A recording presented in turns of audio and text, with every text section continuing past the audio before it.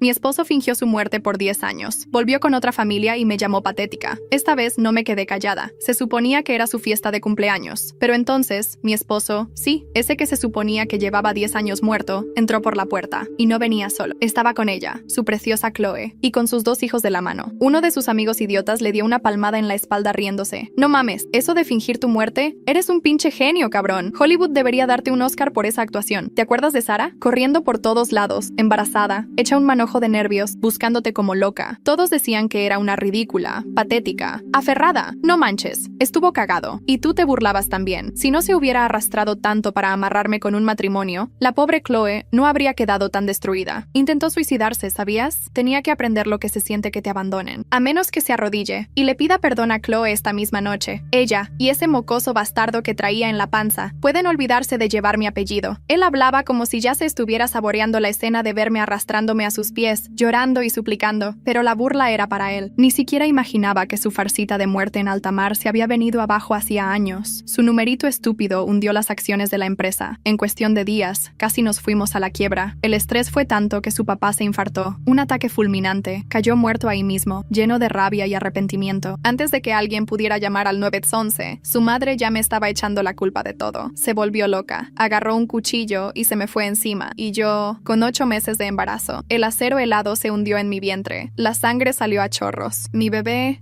murió ahí mismo, dentro de mí. Minutos antes de que llegara la policía, ella se lanzó del balcón. Se reventó contra la banqueta. De algún modo, lograron salvarme. Y después me casé con Arturo Figueroa, el hombre al que Esteban le debía una fortuna. Nuestra hija ya está lo suficientemente grande como para defenderme, para protegerme. Esteban, güey, deberías haber visto a Sara en ese entonces. Estaba hecha mierda, llorando, gritando por las calles como una desquiciada que acaba de ser botada. Qué pena ajena. Se lo merecía por quedarse sola. Y tú, cagándote de la risa, pensando que me ibas a amarrar nomás porque me embarazaste. Necesitaba un putazo de realidad. Neta pensó que podía competir con mi Chloe, y entonces nuestras miradas se cruzaron del otro lado del salón. Se quedó helado, y enseguida vino corriendo hacia mí. Sara, ¿qué chingados haces aquí? Desaparecí 10 años solo para largarme de tu vida. ¿Por qué no me dejas en paz? Carajo, lárgate ya. Aquí no hay espacio para tus pinches dramas. La gente alrededor empezó a murmurar. ¿Quién es ella? ¿Le están gritando así de frente? Dicen que don Arturo Figueroa va a presentar a su esposa esta noche. Si esta loca arruina todo, va a pagar caro. ¿Qué huevos tiene para hacer un escándalo aquí? Con razón la mandaron al carajo. Lo miré directo a los ojos y le solté con frialdad. Fingiste tu muerte y desapareciste. Yo anulé nuestro matrimonio legalmente hace años. No tienes ningún derecho de decirme qué hacer. Todo el mundo sabe que estás obsesionado conmigo, que me seguirías hasta el fin del mundo. Esteban se rió con desprecio. ¿De verdad crees que voy a tragarme ese cuento del divorcio? La gente volvió a cuchichear. Esta mujer no tiene ni una gota de dignidad. Después de ser humillada así, todavía viene aquí. Don Arturo ama a su esposa. Si doña Figueroa se enoja por culpa de esta vieja, le va a hacer la vida imposible. Escuché cada palabra. La cara de Esteban se deformó de ira. Me agarró el brazo con fuerza. ¡Lárgate a la chingada! Ya basta de tus pendejadas. Solo estaba ahí por la fiesta. Tuvo que arrastrarse para que lo invitaran. Estaba cagado de miedo de que yo le arruinara su chance de quedar bien con Arturo Figueroa. Empezó a empurrarme con fuerza hacia la salida. Y justo en ese momento, apareció Chloe, tomada de las manos de los 2 niños. Ella me miró de arriba a abajo, con esa vocecita dulce bien falsa, y soltó con la cara más hipócrita que he visto. Sara, mi cielo, ya pasaron 10 años. ¿Por qué armar tanto pedo justo ahora que nos volvemos a ver? Sé que debió ser durísimo criar a tu hijo tú sola todo este tiempo. Si estás enojada, échamelo a mí, ¿va? Pero no se lo hagas más difícil a Esteban. Sea lo que sea que estás sintiendo, desquítate conmigo, ¿ok?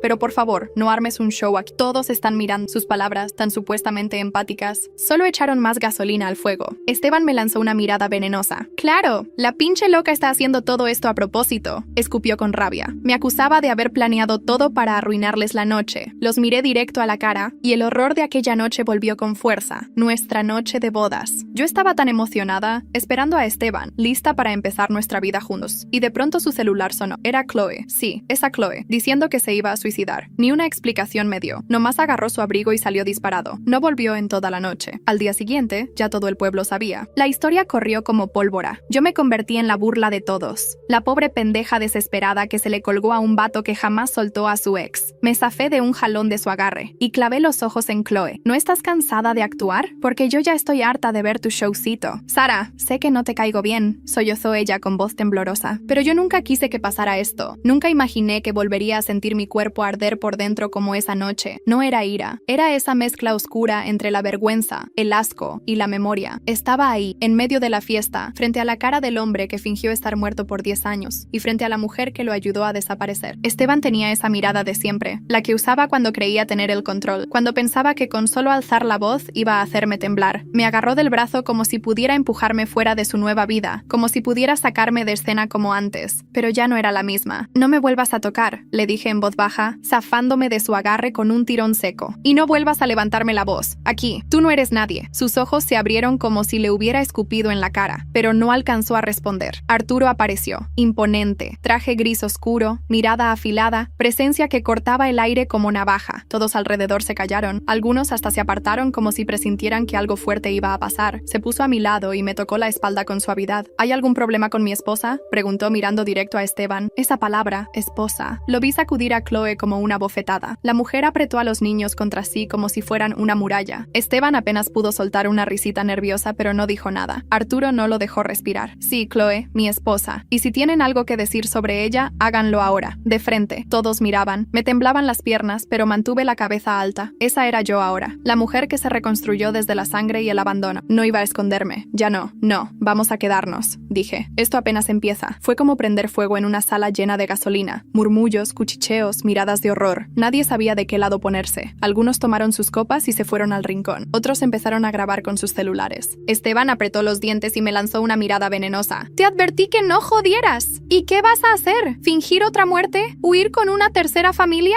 Ya no tienes a dónde correr, Esteban. Esta vez te va a tocar enfrentar la mierda que sembraste. Me giré. Caminé hasta el escenario donde estaban los músicos paralizados y tomé el micrófono. El salón entero enmudeció. Sentí las luces sobre mi cara, las miradas en mi espalda, y aún así, hablé. Hace 10 años, el hombre que fingió su muerte para escapar de un compromiso me dejó sola, embarazada, sangrando. Fingió ser valiente, pero solo es un cobarde. Ese hombre está aquí, y esta noche van a saber quién es en realidad. Todos voltearon hacia Esteban. Lo vi tragar saliva. Su fachada se resquebrajaba, centímetro a centímetro. Arturo subió conmigo y tomó el micrófono. Mañana todo esto será público. Ya no hay nada que ocultar. Y tampoco perdón que pedir. La gente empezó a grabar. Chloe me miró con lágrimas en los ojos. No sé si era vergüenza, culpa o miedo, pero por fin entendía que yo no iba a desaparecer otra vez. De vuelta en el coche, Arturo me miró largo rato. Hoy diste un paso que nadie más pudo dar por ti, pero si vas a seguir, necesitas saber todo lo que hay detrás. Sacó su celular y me mostró una imagen. Era una carta, escrita a mano. El pulso era tembloroso, pero reconocí esa letra al instante. Es de la mamá de Esteban, murmuré, con la garganta cerrándose. La encontré en la casa de campo. Nunca fue demolida. Y eso no es lo único. Hay más, Sara, mucho más. Quedé en silencio, con la carta brillando en la pantalla. El pasado no solo no estaba enterrado, estaba vivo, esperando. A la mañana siguiente no podía dejar de pensar en la carta. No había dormido ni una hora. Me desperté 3 veces con la imagen del rostro de la madre de Esteban desfigurado por la culpa y el delirio. No había leído el contenido completo. Solo una frase quedó grabada en mi cabeza. Yo también fui su víctima, Sara. Perdón. Arturo me había dicho que la encontró en la vieja casa de campo que la familia de Esteban tenía en Valle de Bravo. No volví a ese lugar desde que lo enterramos, o fingimos enterrarlo. En ese funeral ridículo y lleno de mentiras. Nunca más me acerqué. Hasta ahora. Vamos hoy, dije apenas me senté a la mesa con él. ¿Estás segura?, preguntó Arturo mientras revisaba su café sin mirarme. Sí, no pienso dejar que esa carta se quede entre el polvo. A las 3 de la tarde estábamos en la carretera. Llevaba los vidrios arriba, el silencio dentro del auto, y una ansiedad que me carcomía el estómago. La propiedad seguía de pie, pero apenas. Matorrales altos, las rejas oxidadas, la pintura descascarada, un nido de recuerdos podridos. Arturo sacó una copia de la llave que mandó hacer con un cerrajero. Abrió el portón y entramos. El olor a humedad era tan espeso que casi podía masticarse. Todo estaba como lo habíamos dejado. Fotos quebradas, polvo en los muebles, una mancha seca de algo oscuro en el pasillo. Reconocí la habitación de ella, la madre. Arturo me llevó directo allí. Había una caja de zapatos, sellada con cinta negra. Dentro, además de la carta, había fotos mías, ultrasonidos, recortes de noticias viejas y una libreta pequeña. Arturo me la puso en las manos. No vi todo, pero creo que tú deberías hacerlo. Abrí la libreta. Estaba escrita a puño y letra. Día tras día, la mujer narraba su deterioro mental. Cómo Esteban la había manipulado. Cómo la convenció de que yo solo quería su dinero. Cómo ella empezó a desconfiar hasta de su propio esposo. Una línea me atravesó como un cuchillo. Sara no es la enemiga. Fue él. Siempre fue él. Y yo me presté al juego. Tenía los ojos ardiendo. No sabía si lloraba de rabia, de alivio o de asco. En la última página, había una anotación con la fecha del día antes del ataque. Voy a obligarla a perderlo. Así sabrá lo que es quedarse sin nada. Como me quedé yo. Sentí que me temblaba temblaban las manos. Me senté en el borde de la cama y Arturo se quedó en silencio. Después de un rato, me dijo algo que me encendió una parte que no sabía que aún estaba viva. Eso que hizo no fue solo locura, fue una decisión, y Esteban lo sabía. Lo miré, atónita. ¿Qué estás diciendo? Arturo se acercó y sacó un sobre de su chaqueta. Dentro había una hoja con membrete legal. Cuando tu bebé murió, Esteban ya había transferido parte de los bienes familiares a su nombre. Eso solo era posible si no había descendencia directa viva. Él sabía lo que su madre iba a hacer. Sabía que tú estabas en riesgo, y no hizo nada. Me faltó el aire. Tuve que apoyarme en el respaldo de la cama. El silencio era como una bomba a punto de estallar. ¿Dónde conseguiste esto? Fui a hablar con su antiguo abogado. Me debía un favor. Le mostré que estoy dispuesto a ir hasta el fondo. Y soltó todo. Ese hijo de puta no solo huyó, preparó el terreno para que yo perdiera todo. Incluso a mi hijo. Sara, dijo Arturo viéndome con seriedad. Podemos hacer esto público, pero tienes que decidirlo tú, porque esto no es solo escándalo. Es un crimen. Y justo cuando pensaba que no podía empeorar, mi celular vibró. Era una notificación. Una foto mía en el escenario de la fiesta, capturada por alguien y publicada en una página de chismes de sociedad. El título decía: La esposa oculta de Arturo Figueroa arma escándalo y deja a la familia Gómez en ridículo. Miles de comentarios. Decenas de etiquetas. Algunos me llamaban valiente, otros loca, pero uno en particular me heló la sangre. Tú no sabes lo que Chloe está dispuesta a hacer para proteger a sus hijos. No dormí esa noche. Me acosté con el teléfono en la mano, mirando esa frase una y otra vez. Tú no sabes lo que Chloe está dispuesta a hacer para proteger a sus hijos. No era una amenaza directa, pero tampoco era casual. No después de lo que había vivido, no después de lo que había leído en esa libreta. Arturo intentó convencerme de apagar todo, descansar, pensar con calma, pero yo ya conocía esa sensación. Era la misma que sentí cuando empecé a notar las mentiras de Esteban, cuando el instinto me gritaba que algo estaba mal y todos a mi alrededor me hacían creer que era una exageración, que estaba hormonal, que era solo una mujer con la cabeza llena de fantasmas. Nunca más me iba a callar. A las 7 de la mañana salí de casa sin hacer ruido. Arturo estaba dormido. Fui directo a casa de Mónica, una excompañera del trabajo que conocía a Chloe desde antes de toda esta historia. La encontré sacando basura en pijama, con el pelo recogido y cara de susto. «Sara, ¿qué haces aquí? Necesito hablar contigo. Es importante. Y no pienso irme sin una respuesta». Me miró en silencio unos segundos. Luego hizo una seña para que pasara. Mónica siempre fue reservada, pero tenía esa forma de hablar con los ojos, como si lo que no decía pesara más que lo que decía en voz alta. Nos sentamos en su cocina. El café estaba hirviendo, y yo no iba a esperar rodeos. ¿Tú sabías? Solté sin rodeos. ¿Sabías lo que Chloe estaba haciendo en esa época? ¿Sabías que me buscaba, que me espiaba? Ella no respondió, solo apretó los labios. Mónica, me apuñalaron estando embarazada. Perdí a mi hijo. Esteban desapareció. Chloe apareció con 2 niños. Yo solo quiero saber si todo fue un juego montado desde antes. Y entonces lo dijo. Ella sabía que tú estabas embarazada, Sara. No solo lo sabía, se obsesionó con eso. Esteban te dejó porque ella amenazó con hacerse daño si no se iba con ella. Pero no era la primera vez. Chloe tenía episodios, cambios de humor, crisis. Cuando supo que tú estabas embarazada, se encerró en su departamento por días. Destrozó todo. Esteban me pidió ayuda. Me dijo que tenía miedo de que hiciera una locura. Yo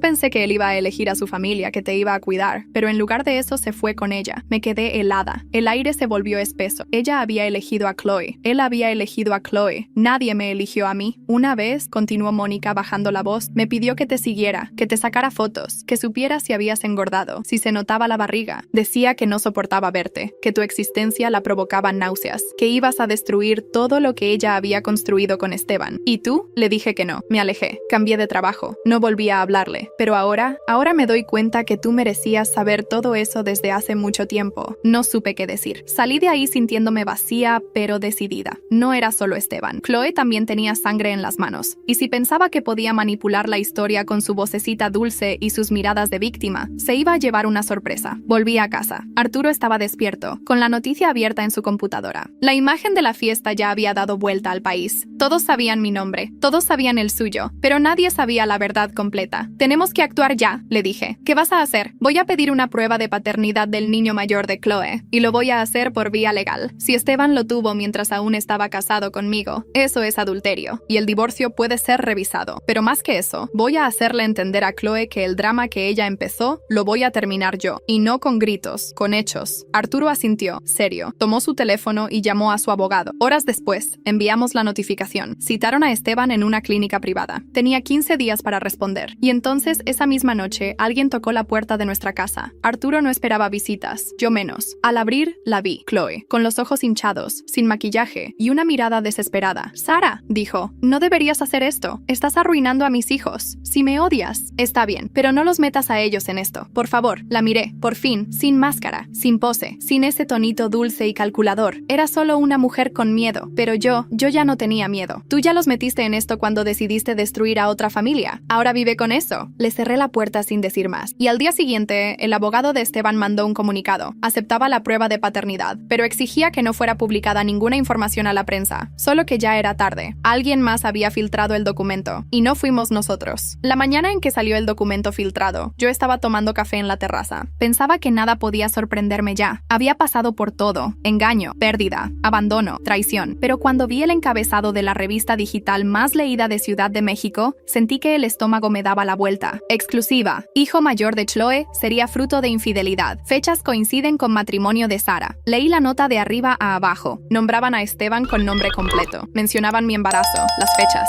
Incluso, usaban fotos de mi antiguo ultrasonido como contraste con la primera foto pública del niño mayor de Chloe. El parecido era innegable. El mismo mentón, la misma curva en los ojos. Era como ver al hijo que no pude tener, en brazos de otra mujer. El comunicado legal que el abogado de Esteban había emitido era claro. Exigía privacidad, pero el daño ya estaba hecho, no por mí, por alguien más. Y todos sabíamos quién era. No fui yo, me dijo Arturo al instante cuando le mostré el artículo. Ni yo, respondí, pero no hacía falta pensarlo mucho. Chloe había actuado antes de que salieran los resultados. Lo hizo para que pareciera una jugada mía, para convertir la narrativa en otra guerra de mujeres, porque eso era lo que mejor sabía hacer: manipular la percepción, quedar como víctima. Y esa misma tarde se presentó en vivo, en un programa matutino donde la trataron como una santa rota. «Estoy devastada», dijo con la voz quebrada. «Mis hijos no deberían sufrir por errores de adultos. Yo nunca intenté hacer daño, solo intenté amar al hombre que me eligió y proteger a mi familia». Las redes se encendieron. Algunos la defendían.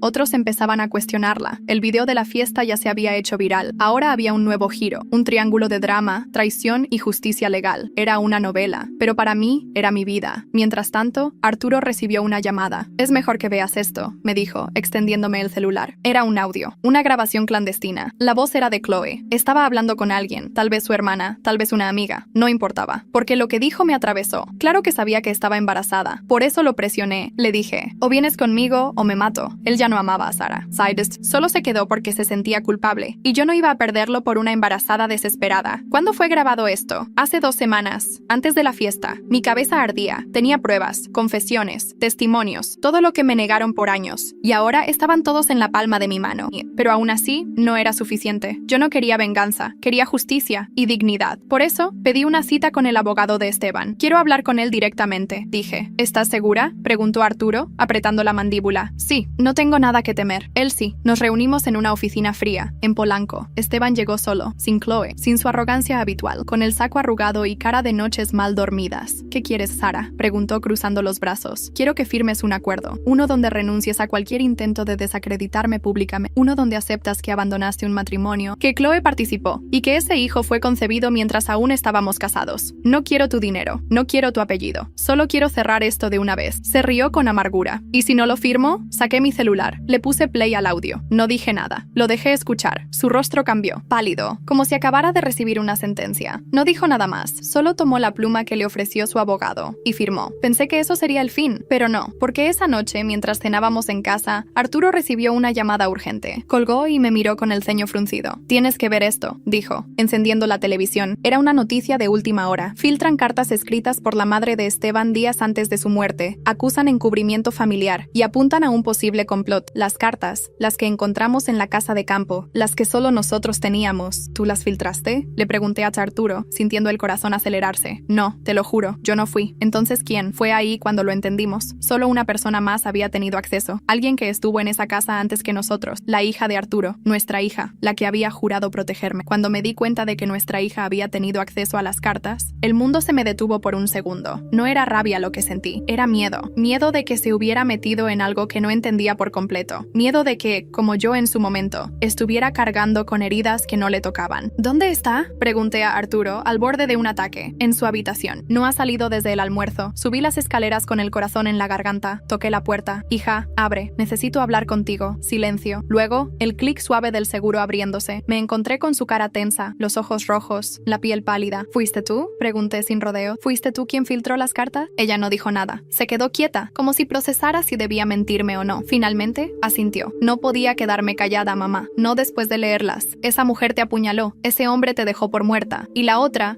fingió ser una víctima todo este tiempo. Tenía que decirle al mundo lo que hicieron. ¿Cómo conseguiste las copias? El día que ustedes fueron a la casa de campo, yo los seguí. Me quedé afuera. Entré cuando se fueron. Sabía que algo estaban escondiendo. Me cubrí la cara con las manos. No era decepción, era un cansancio profundo. De esos que se acumulan cuando una vida entera se ha sostenido sobre mentiras y secretos. No puedes protegerme así, le dije con voz suave. No es tu batalla. ¡Claro que lo es!, gritó con los ojos llenos de lágrimas. Tú estuviste a punto de morir. Perdiste a mi hermano. Ese hombre se rió de ti en público. Y yo tenía que hacer algo. La abracé. Por primera vez, sentí su cuerpo temblando contra el mío. No era una niña, pero tampoco era una adulta lista para cargar con la sombra que yo arrastraba. Su acto fue valiente, pero también peligroso. Esa misma noche comenzaron los ataques. Mi celular no paraba de sonar. Mensajes privados, correos, comentarios en redes. Algunos me llamaban oportunista. Otros decían que me había inventado todo para casarme con Arturo. Incluso sacaron fotos mías del hospital, después de la pérdida, filtradas sin mi consentimiento. Esteban no tardó en aprovechar el caos. Sara ha montado una campaña de desprestigio en mi contra, dijo en una entrevista en un canal de noticias. Mi familia está siendo acosada. Mi esposa ha recibido amenazas. Esto es una cacería. No lo podía creer. Ahora él era el mártir. Y por si fuera poco, esa misma tarde, Chloe apareció frente a mi casa. No tocó el timbre. No gritó. Se sentó en la acera con un cartel en la mano. No soy la enemiga, solo soy una madre. Se quedó ahí horas, llorando, esperando que alguien le creyera. Y lo peor, era que algunos lo hicieron. Empezaron a llegar vecinos, gente con celulares, un grupo pequeño, pero suficiente para armar una escena. Una reportera se acercó a mí, mientras observaba desde el portón. ¿Quiere dar su versión, señora Figueroa? Mi versión está documentada en registros legales, médicos y en cartas que ustedes apenas están empezando a leer, respondí. Pero si de verdad quieren entender lo que pasó, entrevisten a su marido. Pregúntenle qué hacía mientras su madre apuñalaba a una mujer embarazada. La mujer bajó la mirada, no hizo más preguntas. Volví a entrar y no pude evitar pensar. Chloe había cruzado un límite, uno que incluso Esteban no había cruzado. Estaba dispuesta a explotar el dolor como moneda, y lo estaba haciendo frente a mi hija, en mi calle, en mi vida. No iba a permitirlo. Esa noche, llamé a un viejo contacto de mi pasado, Mariana, periodista seria, que había intentado cubrir mi historia años atrás. Cuando nadie le creyó, le envié los audios, las cartas, las fotos. Prepáralo todo, le dije. Lo vamos a publicar, pero no como chisme, como investigación. ¿Estás lista para lo que viene?, me preguntó. Hace 10 años no lo estaba. Hoy sí. Y al día siguiente, Mariana publicó el primer artículo de una serie titulada La verdad detrás del naufragio. Mentiras, traición y una madre silenciada. Fue un terremoto mediático. Nadie lo vio venir. Nadie estaba preparado. Y mientras el país entero hablaba de mí, alguien más estaba despertando. Una mujer mayor, internada en un hospital psiquiátrico, a quien todos creían muda desde hacía años. La enfermera que la atendía dijo que aquella mañana, la mujer susurró: ella está viva, la de la sangre, la que yo toqué, era la madre de Esteban. El día que recibí la llamada del hospital, estaba segura de que se trataba de un error. Señora Sara Figueroa, llamamos del Hospital General de Toluca. La señora Lorenza Gómez, madre del señor Esteban Gómez, ha pronunciado palabras por primera vez en 9 años. El corazón me dio un vuelco. La voz de la enfermera era cortante, como si ella misma no creyera lo que estaba diciendo. Mi cuerpo se quedó quieto, completamente inmóvil, como si el tiempo se detuviera. ¿Qué dijo?, logré preguntar, con la garganta seca. Solo unas frases sueltas, pero su expresión parecía perturbada. Dijo: ella está viva, la de la sangre, la que yo toqué. Y luego repitió su nombre varias veces. Sara, Sara, Sara. Colgué sin decir mucho más. Las palabras se repetían en mi mente como un eco. La que yo toqué. Era imposible no recordarlo. La noche en que me apuñaló. El momento en que sentí el acero hundirse en mi vientre. El instante en que pensé que me iba a morir ahí mismo, desangrada. Si esa mujer recordaba algo, si podía hablar, aunque fuera poco, entonces todavía había una pieza viva de ese rompecabezas infernal. Fui sola al hospital. No le dije a Arturo. No quería que intentara protegerme de algo que ya estaba marcado en mi piel. Cuando entré al pabellón psiquiátrico, el olor a desinfectante me devolvió a los días del hospital, a las noches llorando por mi hijo muerto, a la sensación de que todo estaba roto y no había forma de repararlo, pero yo estaba viva, y ella también. La vi sentada en una silla de ruedas, mirando por la ventana con una bata gris. No era la mujer fuerte y fría que recordaba, era solo una sombra de lo que fue. Su cabello estaba blanco, su piel flácida, los ojos opacos, pero cuando me vio, sus pupilas se encendieron. Me reconoció, lo supe al instante. Sara, susurró, apenas audible. Me acerqué, tensa, sin saber si quería matarla o solo escucharla. ¿Sabes quién soy? Asintió, con dificultad. Sus dedos temblaban sobre el regazo, y de pronto sus labios se movieron. El niño lo escuché llorar. Me congelé. ¿Qué dijiste? Después de que te toqué, cerró los ojos con esfuerzo. Hubo llanto. Yo no lo maté. El mundo se derrumbó bajo mis pies. No podía respirar. Eso no es posible, dije, en voz baja, sintiendo un nudo en el estómago. Lo escuché llorar. Alguien lo tomó. La enfermera me miró desde la puerta. Me acerqué a ella. ¿Qué pasó esa noche después del ataque? Pregunté. La mujer dudó un momento. Luego suspiró. No fui yo quien la encontró. Fue un vecino. Él fue el primero en entrar, antes de que llegaran los paramédicos. Él la cubrió, llamó a emergencias, y cuando llegaron, la señora Lorenza estaba en estado catatónico. ¿Ese vecino dio testimonio? No. Se mudó poco después. Nunca volvió a la zona. Volví a mirar a Lorenza. Ahora sus ojos estaban cerrados, pero sus labios se movían. La sangre y la manta. Alguien lo tomó. Salí de ese hospital con las piernas temblorosas.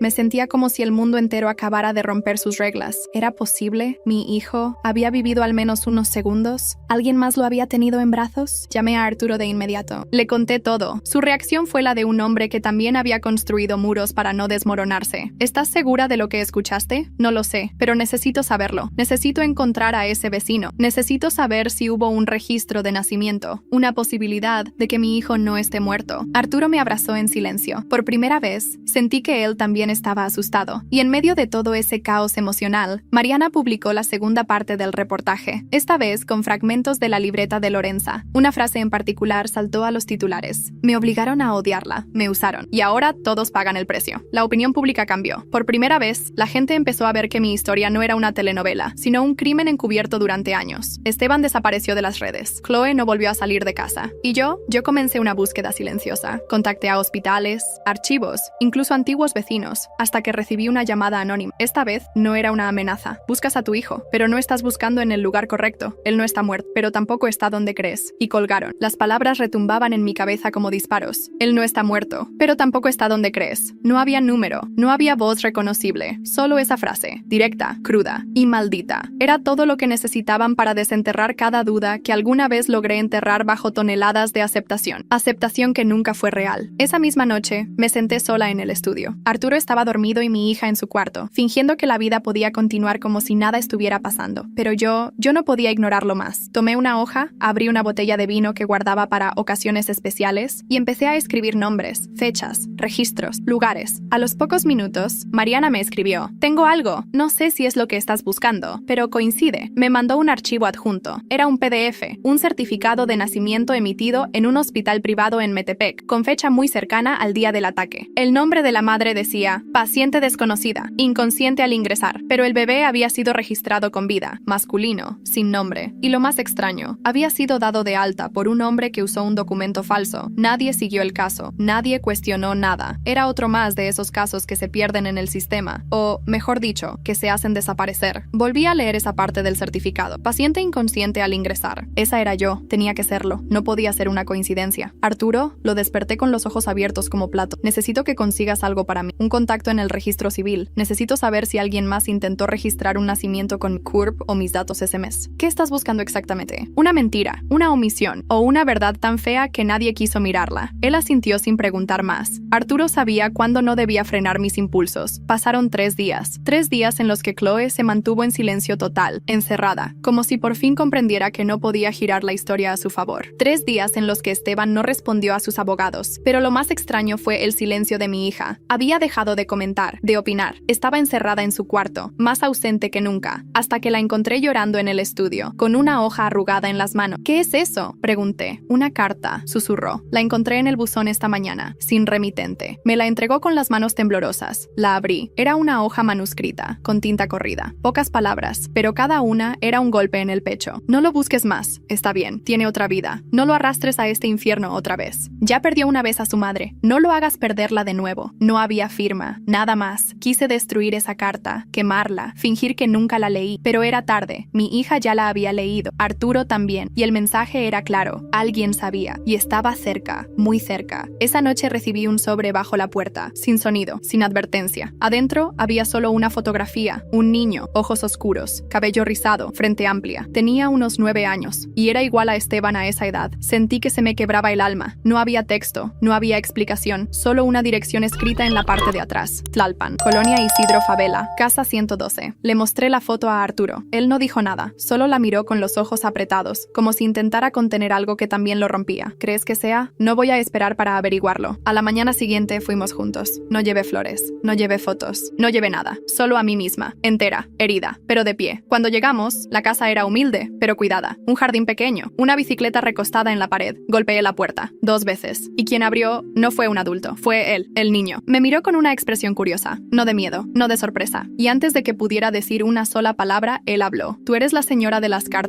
Me faltó el aire. ¿Quién te habló de mí? Mi mamá, dijo, señalando hacia adentro. Y entonces la vi. Una mujer de rostro familiar, aunque más avejentado. No era Lorenza, no era Chloe, era una enfermera. La misma que me cuidó cuando estaba inconsciente, 10 años atrás. Mi primer impulso fue retroceder. El suelo pareció moverse debajo de mis pies cuando la reconocí. No era una imagen vaga, era un rostro que se había incrustado en mi memoria en la forma en que solo lo hacen quienes te ven morir o vivir. La enfermera que me miraba desde la sala era la misma que había sostenido mi mano aquella noche, mientras yo me desangraba en la ambulancia. Era imposible olvidarla. Tenía una cicatriz en la ceja derecha y unos ojos que siempre parecían estar evaluando en silencio. Se llamaba Teresa y ahora estaba frente a mí, con mi hijo a su lado. «Pasa», dijo con voz baja, sin dejar de mirar al niño. Ya sabía que este momento iba a llegar. Entré sin sentir mis piernas. Arturo me siguió, pero se quedó detrás. Sabía que este era mi abismo personal. Nadie más podía entrar del todo. La casa era sencilla, limpia, ordenada. Nada ostentoso, nada sospechoso. Parecía una vida común, demasiado común para contener un secreto tan grande. El niño se sentó en una mesita con lápices y dibujos. Me observaba con curiosidad. Su expresión no era temerosa, solo contenía una calma extraña, madura para su edad. «¿Cómo se llama?», pregunté finalmente, con la voz más firme que pude reunir. «Emilio», respondió Teresa. «Ese nombre se lo di yo. No sabía cómo se llamaría si tú hubieras podido elegir. Nunca pude preguntarte. Estabas inconsciente. Y nadie te reclamó. Nadie se presentó. Solo Esteban, un día después. Pero no como padre. Vino a confirmar que estabas viva y que el niño no había sobrevivido. El silencio que siguió fue insoportable. ¿Y tú qué hiciste?». «Mentí», respondió sin titubear. «Dije que había muerto. Firmé un acta falsa. Usé conexiones viejas del hospital. Me inventé un trámite de incineración. Nadie lo revisó». «¿Por qué?», susurré. Teresa se acercó y me miró directo a los ojos, porque cuando te vi en esa camilla, cubierta de sangre, sola, embarazada, y luego vi a ese niño llorar en mis brazos, supe que no podía entregarlo a ese mundo, a ese hombre, a esa mujer, a esa familia podrida. Así que me lo llevé, renuncié, cambié de ciudad, y lo crié como si fuera mío. Y él sabe, solo que fue adoptado. Sabe que su madre biológica tuvo un accidente, que no podía cuidarlo. Nunca hablé mal de ti, nunca le mentí, del todo. Mis rodillas temblaban. Me senté en el sofá sin poder sostenerme. Emilio me miró, se levantó y se acercó. «¿Tú eres mi mamá de verdad?». Lo miré. Por primera vez en 10 años lo miré de cerca. Lo vi con ojos de madre, con dolor, con ternura, con un vacío que ahora se llenaba con su voz. «Sí», le respondí, apenas audible. «Sí, lo soy». Y entonces me abrazó, sin drama, sin preguntas. Solo se apoyó en mí como si algo hubiera encajado, como si su cuerpo hubiera estado esperando ese lugar desde siempre. Lloré, no con gritos, no con desesperación. Lloré como una mujer que fue rota tantas veces que ya no sabía que aún podía volver a sentirse completa. Teresa nos dejó solos por un momento. Me senté con Emilio. Hablamos de cosas pequeñas, su escuela, su caricatura favorita, su miedo a las alturas. Era un niño brillante, educado, con sensibilidad. No tenía nada de Esteban. Cuando regresó, Teresa traía una carpeta con documentos. «He guardado todo, por si algún día aparecías. Sabía que no podía ocultarlo para siempre. Lo protegí, pero ahora te toca a ti decidir qué sigue». Revisé los papeles, actas, registros médicos, cartas, incluso un diario de los primeros años. Teresa lo había documentado todo. No era solo una enfermera desesperada. Era una mujer que había dado su vida por proteger una inocencia que nadie más defendió. Arturo se acercó, leyó en silencio y me tomó la mano. «Es él, Sara. No hay duda. Lo sé». Esa noche no dormí. Me quedé en el sofá con Emilio dormido en mi regazo, mientras miraba las paredes de esa casa que no era mía, pero que ahora tenía mi corazón dentro. Antes de irnos, Teresa me dijo algo más. «Esteban vino a verme, hace 6 años. No sabía que Emilio estaba vivo. Solo sospechaba. Pero cuando me preguntó directamente, lo negué. Sabía que si se enteraba, lo usaría contra ti, o contra él. Esteban nunca vino por amor, solo por control. Y al día siguiente, cuando volvimos a casa, recibí un sobre sin remitente. Adentro había una foto mía con Emilio, tomada desde lejos, y una nota, escrita con marcador negro. «Esto no se acaba aquí». El sobre no tenía firma, solo la foto y esa frase escrita con trazo violento. «Esto no se acaba aquí». Lo primero que hice fue mirar alrededor de la casa, las cámaras, las ventanas, los autos estacionados, pero no vi nada fuera de lugar. Arturo llamó a seguridad privada al instante. Mandó a revisar todo el perímetro. Yo me quedé ahí, en la sala, con Emilio abrazado a mi pierna sin entender del todo lo que estaba pasando, pero sabiendo que algo no estaba bien. «¿Crees que fue Esteban?», me preguntó Arturo mientras hablaba con el el jefe de seguridad, no me cabe duda. Él no acepta perder, no sabe perder. No le importa ni siquiera el daño que eso le cause a un niño. Esa noche tomamos una decisión. No íbamos a escondernos, no íbamos a huir, íbamos a exponer todo, absolutamente todo. La prensa ya estaba sobre nosotros desde las publicaciones de Mariana, pero aún no sabían lo más importante. Mi hijo estaba vivo. Llamé a Mariana, le dije que iba a darle la exclusiva más grande de su carrera, pero con una condición: no publicar nada hasta que todos los papeles estuvieran en regla. En paralelo, comenzamos el proceso legal para revertir el acta de defunción falsa. Fue difícil, lento. Algunos funcionarios del registro civil ni sabían cómo proceder. Una madre muerta que nunca murió, un niño muerto que nunca lo estuvo, una identidad inventada para protegerlo. Todo era un enredo legal sin precedentes, pero la verdad tenía una ventaja: no cambiaba, aunque la ignoraran. Y justo cuando pensábamos que lo peor había pasado, llegaron los abogados de Esteban, esta vez con una demanda. Nos acusaban de sustracción de menor. Esteban reclamaba que Emilio era su hijo, que había sido apartado de él ilegalmente, que yo y Teresa habíamos cometido fraude documental y usurpación de identidad. ¡Qué cinismo!, grité cuando leí los papeles. ¿Quiere que lo paremos? ¿Es eso o nos arrastra a un juicio largo, público y sucio?, dijo Arturo apretando los dientes. Que lo intente, no pienso ceder. Si él quiere guerra, va a tenerla. Reuní cada documento, cada audio, cada carta. Incluí el testimonio de Teresa, las grabaciones de Chloe, todo. Lo entregamos al tribunal. Solicitamos además una orden de restricción contra Esteban para que no se acercara a Emilio. Y ahí empezó la verdadera guerra. Chloe fue la primera en hablar. Apareció llorando en televisión, diciendo que Sara estaba manipulando a un niño, que había secuestrado a su propio hijo para victimizarse, que Esteban solo quería recuperar lo que era suyo. El público se dividió, otra vez, como siempre. Algunos me creían, otros me atacaban, pero esta vez no me importaba. Esta vez tenía algo que ellos no: la verdad en las manos y a mi hijo en los brazos. Días después, tuvimos la primera audiencia. Esteban llegó con todo su circo legal. Yo llegué con Arturo, con Teresa y con Emilio, que se quedó en una sala adjunta, resguardado. Cuando la jueza pidió que leyera mi declaración, me levanté. No temblé, no lloré, no me quebré. Señoría, empecé. Durante años viví bajo la sombra de una mentira tan grande que casi me costó la vida. Me apuñalaron, me abandonaron, me quitaron el nombre de madre sin siquiera darme la oportunidad de oír el llanto de mi hijo. Me dijeron que estaba muerta, pero no lo estoy. Y él tampoco. Él está vivo, y ahora está conmigo. Y juro por todo lo que me queda, que no volverá a pasar un solo día de su vida sin saber quién es su madre. Esteban intentó interrumpirme, pero la jueza le ordenó callar. Teresa dio su testimonio, mostró registros, detalló cómo me salvó, cómo protegió a Emilio, cómo Esteban no se presentó ni una sola vez como padre durante todos esos años. La audiencia terminó, pero el caso no se cerró ese día. Teníamos que esperar el fallo del juez. Y mientras tanto, seguía llegando correo a mi puerta. Fotografías. De mí, de Emilio, de Arturo. Tomadas desde lejos, desde distintos ángulos, incluso una frente a la escuela. Esto ya no es solo intimidación, dijo Arturo esa noche. Esto es acecho, acoso. Tenemos que actuar. Y lo hicimos. Instalamos seguridad extra. Cambiamos nuestras rutinas. Y pedimos a Mariana que preparara el reportaje final. Uno que cerraría todo. Uno que revelaría no solo lo que nos hicieron, sino quién ayudó a Esteban todo este tiempo. Porque al revisar las cámaras de la escuela, encontramos una cara familiar tomando fotos. No era Esteban, era una mujer. Una que alguna vez yo consideré amiga. Mónica. Cuando vi la imagen congelada en la pantalla de la cámara de seguridad, sentí que el estómago se me caía como piedra al agua. Mónica, mi excompañera, la que me recibió en pijama fingiendo preocupación, la que me juró que se había alejado de Chloe por no querer participar en sus locuras, la que me ofreció café y verdades a medias. Ella era quien estaba frente a la escuela, con una cámara colgada del cuello y una expresión neutra, como si solo fuera una madre más, cuando lo que realmente hacía era vigilar a mi hijo. ¿Por qué?, pregunté en voz alta, sin esperar respuesta. Arturo no dijo nada, solo apartó los ojos de la pantalla, conteniendo la rabia con los dientes apretados. La misma vieja jugada, murmuró finalmente. No fue Esteban quien te siguió. Él ya no tiene esa capacidad. Fue ella. Mónica ha sido el puente, la que le pasa la información, la que mantiene vivo su juego. Mariana, que estaba con nosotros en ese momento, no perdió tiempo. Esto cierra todo. La traición, la manipulación, el espionaje. Es como si este grupo se hubiera dedicado a arrastrarte durante una década. Pero ya basta. Vamos a publicarlo todo, sin censura. Esa misma noche, grabamos la entrevista final. Yo conté todo, desde el inicio, no como víctima, sino como testigo de mi propia vida. No se trata de venganza, dije frente a cámara. Se trata de verdad, de limpiar mi nombre, de que mi hijo crezca sin sombras ni fantasmas que le digan que nació del escándalo. Él nació del abandono, sí, pero también del coraje de muchas personas que lo protegieron cuando yo no podía, y ahora soy yo quien lo va a proteger. El reportaje se publicó 3 días después. Mariana no dejó espacio para dudas. Publicó los audios, las cartas, las fechas, las imágenes del registro falsificado, el testimonio de Teresa, el cambio en el acta de defunción, y finalmente La imagen de Mónica saliendo de una reunión con Chloe apenas una semana antes de que apareciera llorando en televisión. Las consecuencias fueron inmediatas. Esteban fue llamado a declarar por fraude documental y manipulación de identidad. El tribunal falló a nuestro favor. Yo era la madre legal de Emilio, y Esteban, por abandono, perdía cualquier derecho de custodia. Chloe fue citada por encubrimiento. Mónica renunció a su trabajo. Intentó negar todo, pero las cámaras, los mensajes, las transferencias bancarias no mienten. Y yo, finalmente, volví a respirar, meses después. Hoy la prensa ya no toca a mi puerta. Los canales dejaron de usar mi imagen como carne de circo. Emilio volvió a clases, tiene amigos, sonríe, me llama mamá con naturalidad, como si siempre hubiera sabido que ese era su lugar. Arturo y yo decidimos no exponerlo más. Nos mudamos a las afueras, a una casa más discreta, lejos de la ciudad, pero cerca de la vida. Y un día, sentados a la mesa, Emilio me hizo una pregunta. ¿Por qué nunca me buscaste antes? Tragué saliva. Me tomó años construir la respuesta, porque pensaba que estabas muerto. Me dijeron que lo estabas, y cuando descubrí que no, lo busqué con todo lo que tenía. Él asintió, me abrazó, y nunca volvió a preguntar. Esteban Gómez enfrentó múltiples cargos, no fue a prisión. Su familia movió influencias suficientes para que el caso se diluyera en tecnicismos, pero perdió reputación, negocios y respeto. Hoy vive solo, en silencio, sin poder usar su apellido en ninguna empresa respetable. No se sabe mucho de él, pero me dijeron que envejeció de golpe. Chloe, tras el escándalo, se separó de Esteban. Intentó limpiar su imagen, pero el país no olvida fácil. Vive en Guadalajara con sus hijos, fuera del radar. Se rumorea que se deprimió profundamente, que a veces visita iglesias con la cabeza cubierta, pidiendo perdón en voz baja.